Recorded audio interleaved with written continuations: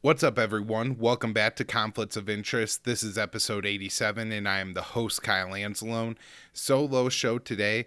A lot to cover, including two Reuters pieces on Russia, where they're trying to insert a lot of propaganda into the narrative by rewriting the history of Trump's Russia policy and then, playing up the aggression of Russia and prescribing a more aggressive foreign policy that Biden now needs to pursue. So I'll break all that down on today's show. Be sure to share it. You can find it online. It's hosted at the Libertarian Institute. My name there is on the masthead, so if you click that, you'll get the full archive of the show.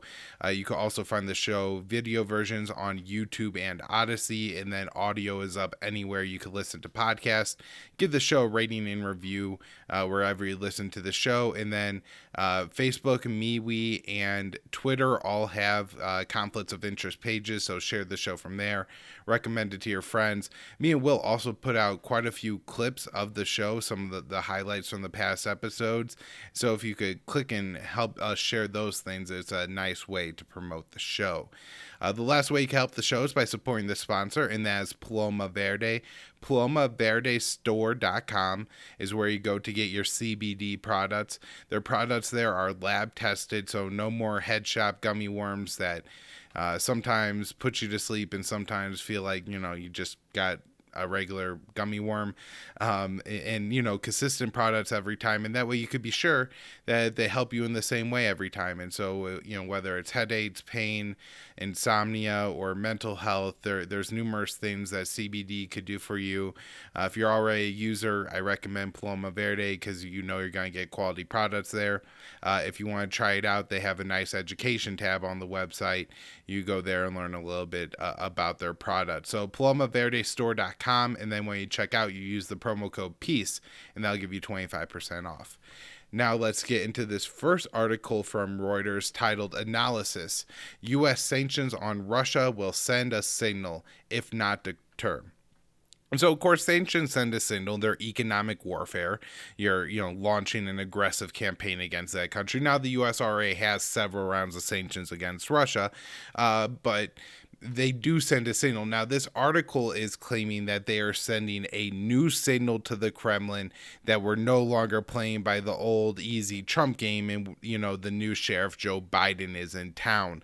They write, U.S. sanctions may not deter Russia from its alleged election meddling and cyber hacking in the short term, but will send signal Washington's renewed willingness to hold the Kremlin publicly to account for its ads it views as malign. So, there's a lot in this, even first paragraph to unpack. The first thing is alleged, right? That, we are here sanctioning Russia over something that we, at least publicly, don't have proof of. Now, me and Will on the last show broke down this report from the Office of the Director of National Intelligence, which claimed Russia attempted to meddle in the past election in 2020.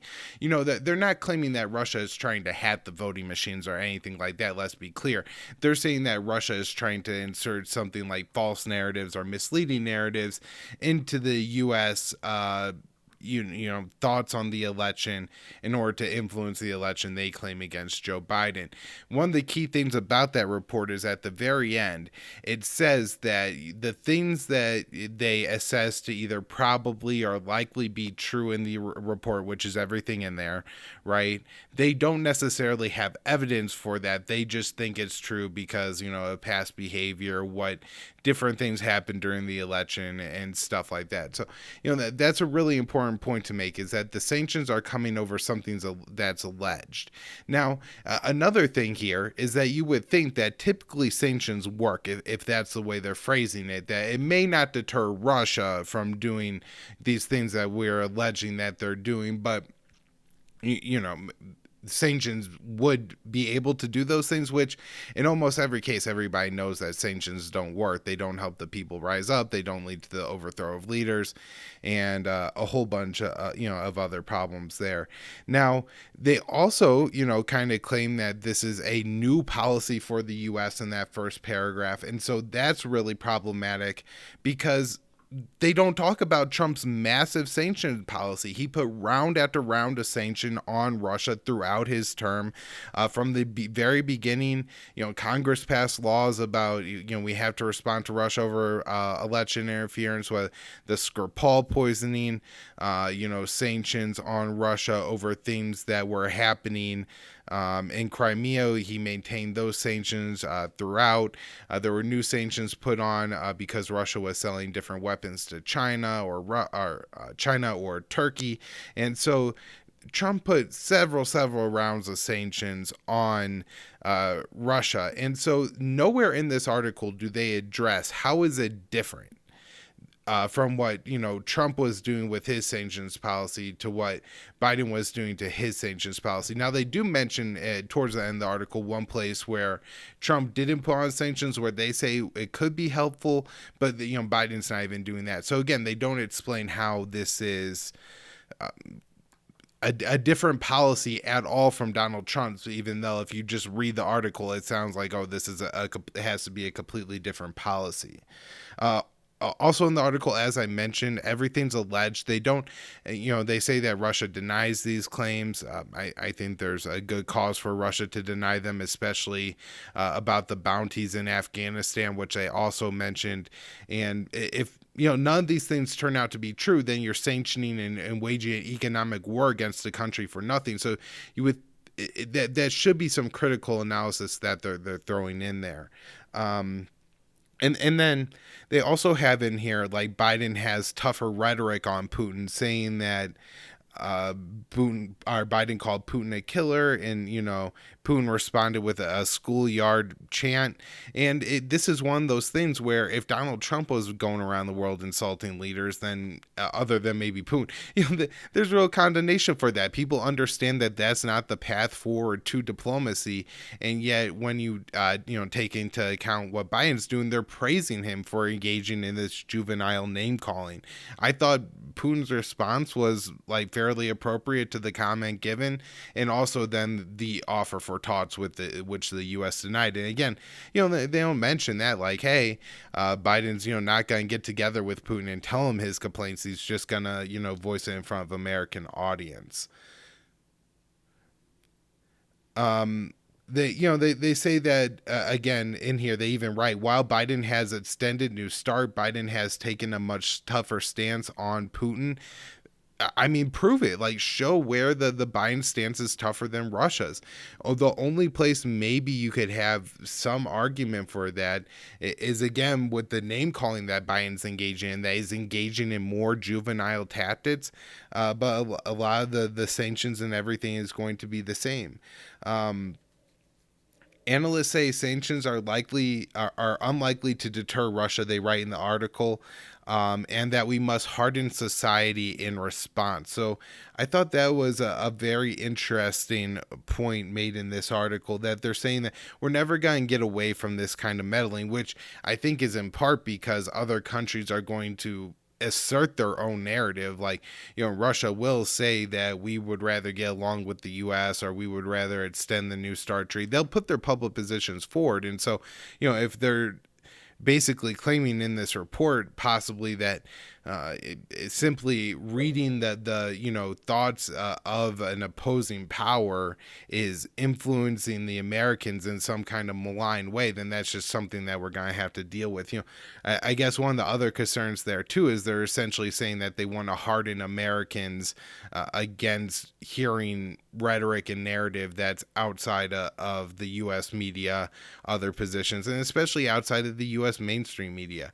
There's also another little interesting paragraph in this article that I want to point out that I couldn't find any evidence for at all, and I'm kind of confused about. They say the assessment showed that Russia did little to hide its hand in trying to influence the election, suggesting such efforts may now simply be a fact of life.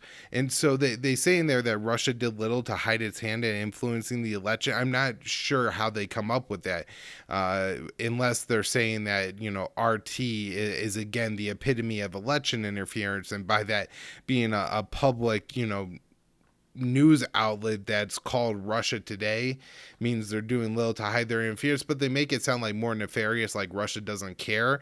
And it may just mean that all the interference they're doing is that kind of public stuff, which really isn't interference. It's just, again, maybe putting forward a narrative, maybe a different narrative, the American one, but nonetheless, a similar narrative. Let's see. They say that sanctions tell Russia what is acceptable and what isn't. I mean, again, this assumes that sanctions work, right? And so that I see a real problem with that claim. It doesn't seem correct to say that that's what that tells Russia. We sanctioned Russia in response to all their alleged aggressions, whether it was Georgia, Crimea, Syria, and every time Russia will continue to respond the same way that they have it, regardless of being sanctioned by the U.S. or not. And so I'm sure in some cases like people do take sanctions into account, but at the same time sanctions aren't proven to work, and specifically there's no history of them working against Russia, including when Trump was throwing all kinds of sanctions on Russia. And so if you're saying that the Russian behavior has gotten worse over the past 4 years, and you look at actually what Trump has done, sanction after sanction after sanction, your argument makes absolutely no sense. And then there is a section here where they basically just go through and outline like all the ways that Biden has the legal authority to punish Russia. I'm not going to get into all those. I think, most of those kind of sanctions we've gone over. They're through executive orders. The president could kind of do what he wants on as far as putting sanctions on. Now, taking sanctions off, Congress has tried to pass laws, at least under the Trump administration, to try to prevent him from removing some sanctions. But that could be more challenging, removing sanctions. Now, the second article from Reuters covers a lot of the same stuff, but it's kind of a different perspective, but in a lot of ways the same. This one says, in Brussels, Blinken, that's our Secretary of State, offers boost for NATO cooperation on Afghanistan. And so they start off here. U.S. Secretary of State Antony Blinken on Tuesday pledged to rebuild and revitalize the transatlantic military alliance after bristling 4 years when Washington portrayed NATO as outdated, divided, and in a crisis. So, there's so many problems, again, with just this first paragraph. They bait so much into it, but there's so many problems. First of all, one of the most provocative things said in the past 4 years. Now, Trump did say some provocative things about NATO on the campaign trail, like it being outdated, and I agree with him on that. Look, the Soviet Union's gone.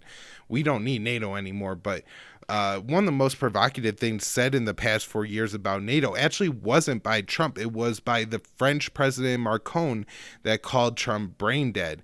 You also in the past 4 years had Turkey, which is a NATO country, purchase the S-400 missile defense system from Russia, which, the entirety of NATO said, oh my God, that this, hurts our ability to have collective air defense. Turkey also, over disputes that they were having with other Western powers, were holding up the NATO battle plans with Russia. There's also massive human rights violations in Turkey. The president there, Erdogan, has really crowned himself like a dictator, and it has received more condemnation from his NATO partners during this time. You also have the issue here with Turkey that in the past, maybe not 4 years, but past like 6 to 7 years, they've been threatening to unleash floods of migrants into Europe. And so, there's a lot of tensions there. You also have major tensions between two NATO allies, Turkey and Greece, who have had all kinds of, air disputes where they're flying, fighter jets over each other's claimed islands and stuff like that, territorial disputes in the region. This is maybe a little bit broader relating to Libya, but Turkey, Italy, France all disagree on what to do with the Eastern Mediterranean and how to handle what's going on in Crete and then in Libya. Then there's North Macedonia, which is the most recent member state to NATO, but they almost weren't able to join. There were several rounds of objections by Greece just over North Macedonia's name. There's also the Nord Stream 2 pipeline, which is going to bring natural gas from Russia to Germany, that the U.S. sanctioned under Trump is continuing to sanction under Biden. This is just a small list, some of the bigger headlines over the past few years of major issues between NATO member states that really has nothing to do in most cases with the United States. And so to portray it just as Washington having issue with the alliance isn't true. They say the first top U.S. official to visit NATO since Biden took office in January said the alliance was at a pivotal moment, but could emerge stronger. And, does acknowledge the disputes in Turkey and Russia. He says, I've come here to express the United States' steadfast commitment to NATO. The United States wants to rebuild our partnerships, first and foremost with NATO allies. We want to revitalize the alliance. There is also something in here about Blinken says China's rise and Russia's destabilization efforts are threats that require the alliance. So at another point in this article as well, they address that Trump was one of the things he did was harangue the other allies about hitting their 2% commitment that they're supposed to have for defense spending. The reason for this is if you're actually going to fight a war with Russia, maybe Germany, France, and the UK are exceptions to this rule, but largely the defense of a lot of these European countries are going to be almost completely insignificant compared to the American defense. And so in reality, a country like North Macedonia or Montenegro could spend almost zero on their military because if they're ever invaded, they know that the Americans will come and whatever 1,500 Marines that are army soldiers that they have are never really going to be able to do anything. And so they're not really incentivized to spend it all on their military. And that's why you have this 2% minimum commitment. And Trump did yell at the allies to spend that much, but none of them really increased their defense spending at all. Maybe Poland is one exception to that, but generally speaking, it really didn't result in anything. And so again, they make it out to be like Trump was this great ally of Vladimir Putin who was working to destabilize NATO. And when actually you look at it and what Trump's policies in NATO actually were, he moved more resources, held more war games closer and closer to Russia's border than ever before. He maintained all the same hostile policies that Barack Obama added from his predecessor and that George Bush added from his predecessor, and adopted a few more of his own. He got rid of the Open Skies Treaty, which is an important weapons monitoring agreement. He got rid of the INF Treaty, which limited short-range missiles and certain limits on nuclear-capable missiles. He continued to deploy different kinds of radar, air defenses, and then, just thousands of troops further east, closer and closer to Russia's border. So, these are all real problems laid down in this article, and this kind of narrative that they're trying to craft to make it sound like Biden has this real Russia hurdle to try to cross. Part of it is they have to make it sound like Trump did nothing, because Trump was actually very aggressive against Russia, and Biden can only be so much more aggressive before it would start to become a problem.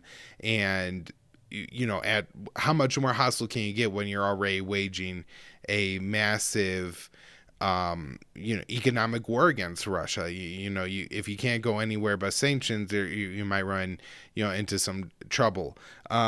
I also mentioned in recent days that the G7 was committed to keeping the sanctions on Russia for the time being. There are a couple other notes in this article that I thought were interesting, some that being about the Nord Stream 2 pipeline.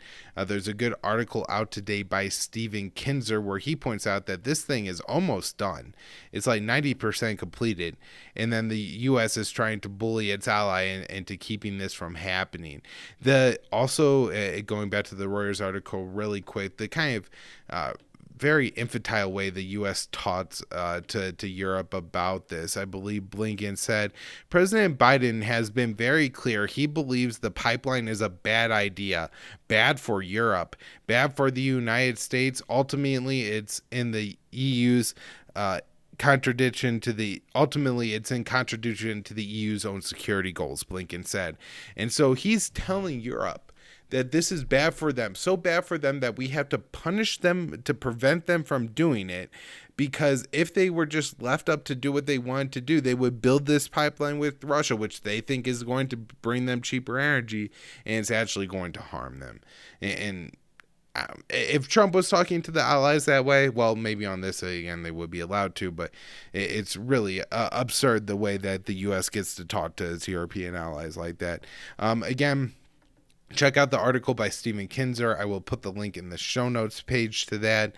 But that is right now the real narrative that they're working on with Russia. And this is so important because if Trump's been a total dove on Russia and now Biden has to come in and be even more of a hawk, it could end the U.S. in a very nasty place very quickly.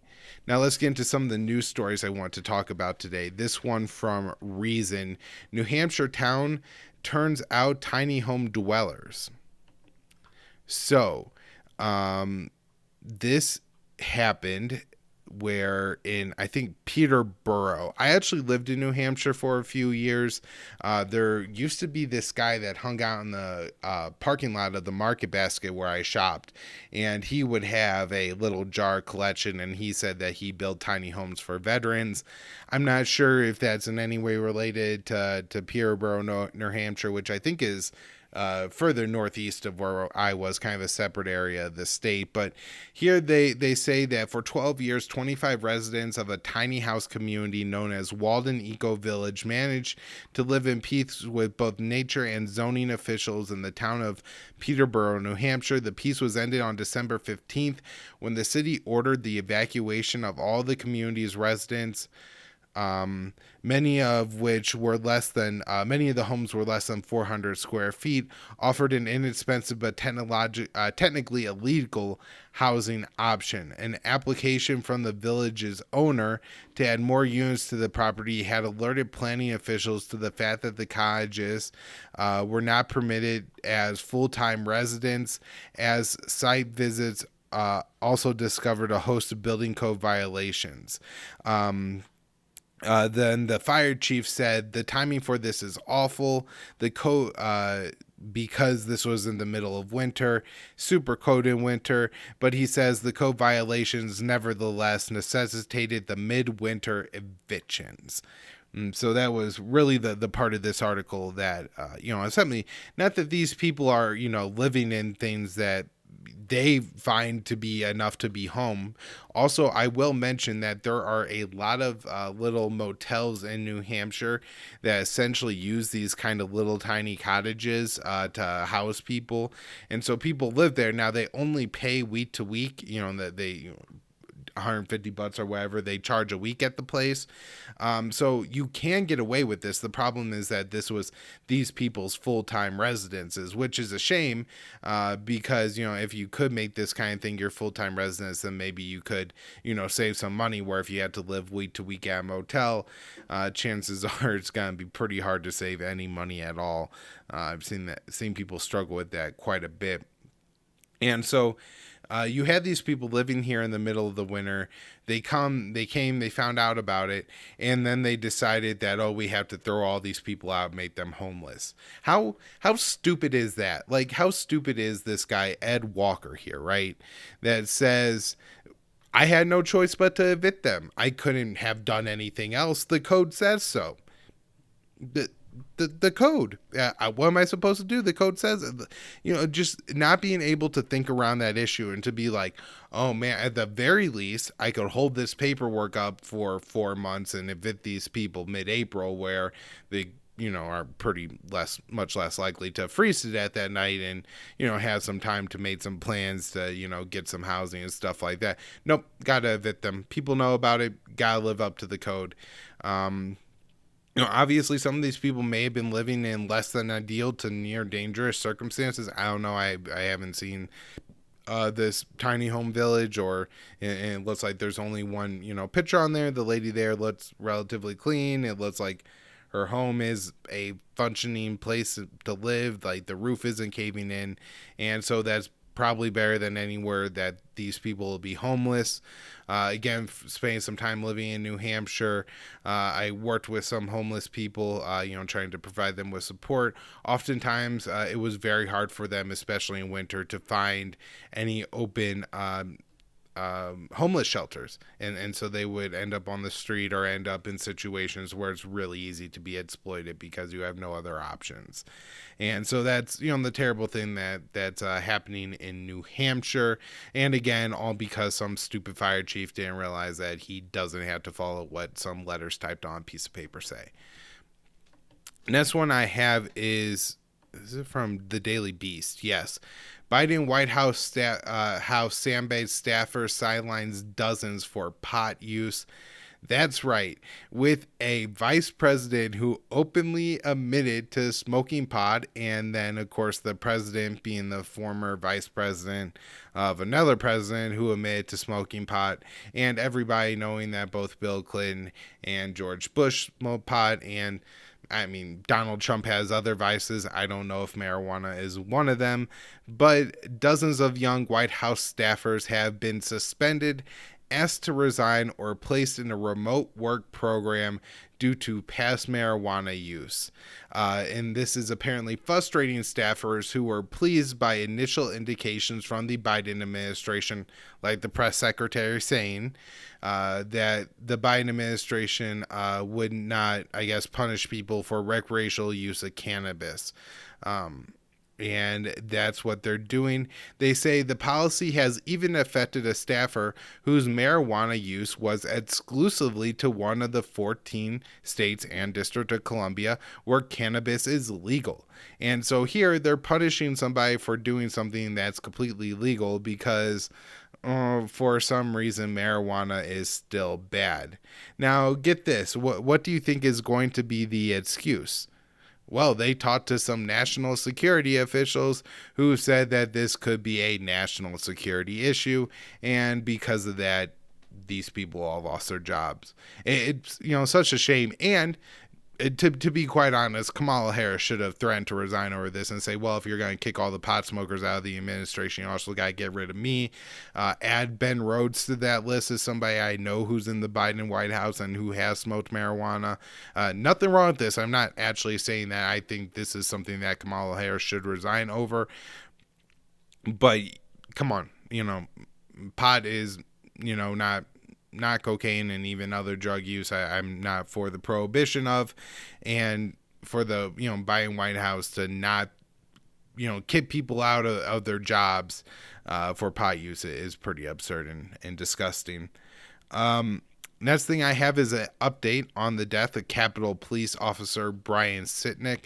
Of course, his was the death that turned the whole January 6th Trump mob at the Capitol into a murderous, rampaging riot of terrible Nazis that just were out for blood and looking to overthrow the country.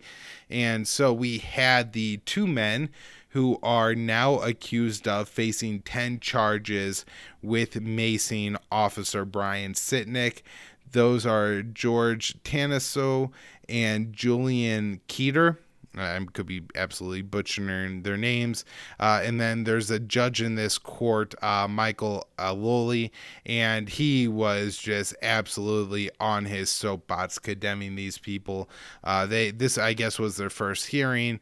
It looks like at least the primary defendant here, George, will be staying in prison for the time being. I did pull an article here from CNN. Anytime I talk about Sitnik, I'm talking about stuff from like CNN or another mainstream news outlet, just because people always want to assume that you have bad intentions when you're saying that, hey, the Trump mob actually didn't beat this guy to death. And now it's looking more and more like the mob maybe didn't even contribute to his death. The key sentence from this article is: investigators have not disclosed the cause of Sitnik's death after he was hospitalized. They say from the Capitol attack, but I don't think you could even say he was hospitalized from the Capitol attack, because he actually went back to his department and was fine after this event.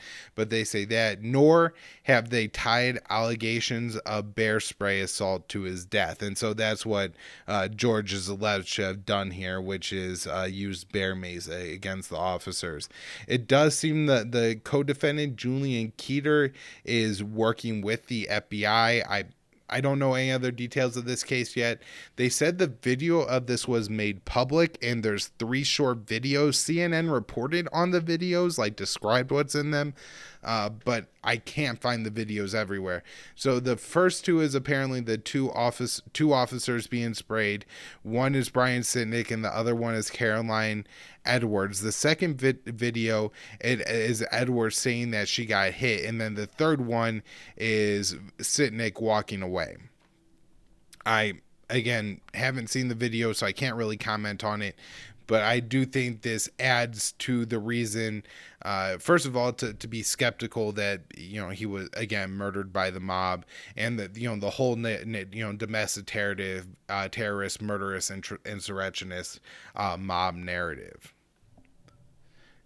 Next one I have is just a quick little one I wanted to throw in here. This is Bill Kristol on Twitter. One reason I am for DC's statehood: the growth in size of the republic has always been our sign of vigor. 60 years at 50 states is enough time for DC, Puerto Rico, Cuba, as soon as it's free, 1 or 2 more. And so basically this guy is openly admitting that he wants to expand the empire. I love Dave DeCamp's retweet here, Cuba with a bunch of question marks. This is a state that the U.S. is openly embargoing right now. And here is Bill Kristol talking about, hey, let's add them in as a state. I don't think the Cubans are going to go for that. The next article I have is by Dave DeCamp, and this is on antiwar.com. U.S. increases dominance as global weapons supplier. Dave is reporting on a report from the Stockholm International Peace Research Institute, which every year does these weapons sales reports. They found that from 2016 to 2020, the U.S. increases dominance in the global weapons market, providing about 37% of the arms sold for those 3 years, as compared to 32% from the previous 5-year period, 2011 to 2015. They found that U.S. weapon sales were up 15% during that period, and that Washington provided weapons to 96 states, with the states in the Middle East accounting for about 47% of the U.S.'s overall weapons sales, and Saudi Arabia with 24% of the U.S. overall weapons sales. Many of these U.S. weapons that we've sold to Saudi Arabia have, of course, been used to the ongoing genocide in Yemen. And while Biden has said that he put a stop on offensive weapon sales to Saudi Arabia, they have said time and time and again they're committed to the defense of Saudi Arabia, for Saudi Arabia to be able to defend itself, whatever that means. However many weapons that they sell, maybe they're saying that, oh, we gotta give Saudi Arabia bombs so they could go destroy weapons in Yemen before they come and hit Saudi Arabia, even if Saudi Arabia then uses those bombs to blow up any number of civilian infrastructure like they have in the past. The other thing here is that the report found Russia was second in overall weapon sales with about 20%, then France at 8.2%, Germany at 5.5%, and China at 0.5%. And so, when you think about it, in like the piece of this pie here, right, which U.S. And its NATO allies, France and Germany, I mean, that's 50% of the global weapon sales, at least, are coming from just those countries combined. And then, when you look at the, remaining 25% that doesn't include Russia and China, I'm sure a good portion of those weapon sales are also from U.S. allies. Before I wrap up here today, I have a couple stories on Israel I want to touch on. The first is that Israel is holding its fourth election in 2 years as of today. I have no idea on what I expect the outcome of this election will be. I haven't read as much reporting on it as I have in the past, or if this election will, even lead to a more stable, longer-lasting Israeli government. The reason they've had so many elections in the past 4 years is it's a parliamentary system, so the Israelis will go out, vote for whoever, the parliamentary person they want, and then the elected Knesset then works to form a majority to form a government. The Palestinians have been weighing like 13 to 15 seats during these elections. However, none of the Israeli parties will sit with the Palestinian side or even accept their votes to form a coalition. And so that takes all those votes off the table. It's been pretty hard for them to form a coalition in Israel for a few years now. And I'm not sure how much longer this is going to go on, if Netanyahu will eventually be unseated. He has a corruption trial coming up. My guess is that his hope is that he wins this election with a pretty clear majority and then is able to form a coalition where he gets to appoint the justice minister and get his corruption charges thrown out. Other stuff going on in Israel. The Palestinian foreign minister went and met with the ICC and then had his VIP border pass revoked. This is something that a few high-level Palestinian ministers have, government senior officials have, that will allow them to go through like the Israeli border checkpoints without being harassed too much. But because he went to the ICC, he was detained for 90 minutes at a checkpoint and then has VIP card revoked, which means he's probably going to face harassment now at a lot more checkpoints. I mean, the fact that you have a VIP card just for senior Palestinians that will let them go through border crossings without being harassed just shows how much of the second-class citizens that the Palestinians are, and that, every other Palestinian other than the 2-3 dozen or so anointed ones have to face this terrible situation where every time they go through a border crossing they could be detained and harassed by Israeli police. Let's see, the next story I have here on Israel is about safe water. And this one is from the Palestinian Chronicle. And there was a study done by the Palestinian Central Bureau of Statistics and the Palestinian Water Authority, suggesting that only 4% of the households in the Gaza Strip have access to safely managed water. And that is compared with 40% of the rest of Palestine, and I guess that's an average of the West Bank, where they have about 2/3 or 66% of households with safe water. I know that a number of houses, even the West Bank, can't have safe water because there's people there that are living in caves. They say that the allocation of per capita water consumed is under what the UN recommends, and so even though it seems like they're drinking safe water or maybe unsafe water in some cases, that they're not getting enough water in Gaza. Of course, the UN predicted that Gaza would be unlivable by 2020, and this is part of that situation there. So again, just trying to establish a situation in Gaza. The last way we could do this is a Reuters article where they really whitewash what's going on here, but at least they mention this. Separated by politics, a Gaza family longs for Mother's Day reunion. About a week ago, I think, they had Mother's Day in the Middle East, and there was a particular Palestinian woman who was forced suspended away with 4 of her 5 children.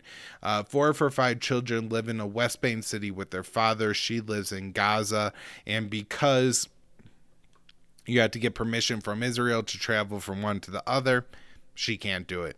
And so this woman hasn't seen her children in quite a long time, can't spend Mother's Day together. It's an absolute tragedy. This isn't just because of the lockdown or something like that. This is the way Israel treats the occupied Palestinian territories just on a regular basis. Again, showing how Palestinians live like second-class citizens in Israel. All right, last story I have here is that, along with revitalizing NATO, one of the things that the U.S. says they're interested in is either expanding the NATO alliance or like incorporating and making partners out of more countries like India, or to have like the Quad alliance as essentially NATO with the US, Australia, Japan, and India. Anyways, one of the complicating factors in this is that India's main concern is China, not Russia. And in fact, since India has been a free country, they've had a pretty, serious relationship with Russia. They've got most of their military equipment there through the year. And we have our Secretary of Defense, General Lloyd Austin, show up to New Delhi to meet with his Indian counterpart. And he told them that they better not buy the S-400 missile system or the U.S. would sanction India. And so it's very interesting where we're seeing like, we have all these things we want to do on the global stage, and yet they all seem to conflict with each other, where, we want NATO to be strong to combat China, and yet, Russia isn't necessarily a fan of China. They want to sell their missile defense systems to Turkey, who's a NATO ally, and that the U.S. has to be against that. And then here we have a similar thing when it comes to India, where again you have this alliance, or the U.S. trying to form this alliance against China, and yet our other hostility against Russia gets in the way that maybe you have to commit to only taking on one great power competition or something like that at a time if you want to have any kind of success with it whatsoever. But we're gonna fight every enemy on every front, and we'll spend every dollar that we have to. The American society has gone completely crazy in every sense when it comes to the whole security versus freedom issue. We'll give away all of our money and we'll give up all of our security to make sure that, no terrorists, no country can ever influence anywhere. We got to stop China from influencing in Myanmar and in Nigeria and in Mozambique and in Tanzania and, in Eastern Europe. And we have to prevent Russia from moving their border 2 miles south into Georgia or taking the Crimean Peninsula after the U.S. does a coup in Ukraine. We have to control everything that goes on in the world all the time, or Americans are at risk. We have to spend every dollar we need to make sure Americans aren't at risk. And it's kind of the same thing that applies with COVID. We have to make sure nobody gets COVID. So, everybody has to wear a mask all the time, stay 6 feet apart, can't travel, can't see people. It's just it's absurd, but it's the level of fear that they're able to inject in all of us at this time. Don't let them make you afraid. All right, that's where I'll wrap up the show. Check out the show on YouTube, Odysee for video versions. It's hosted at the Libertarian Institute. It's up everywhere you can listen to podcasts. It's also on the Libertarian Institute all podcast feeds. So that's myself, Scott Horton, Pete Quinones, Patrick McFarlane, Keith Knight, Tommy Solomons, Will Porter, of course, with this show most of the time. So tons of great content there. Donate to the show, Patreon or Subscribestar. There's also links to Bitcoin and Bitcoin Cash. You can only give me a little bit of a Bitcoin at this point, and I'll be very happy. And guys, keep supporting the show. Keep sharing the show. I really appreciate it, and I'll be back. The next show will probably be out early. I plan on recording tomorrow with Connor Freeman and Will Porter.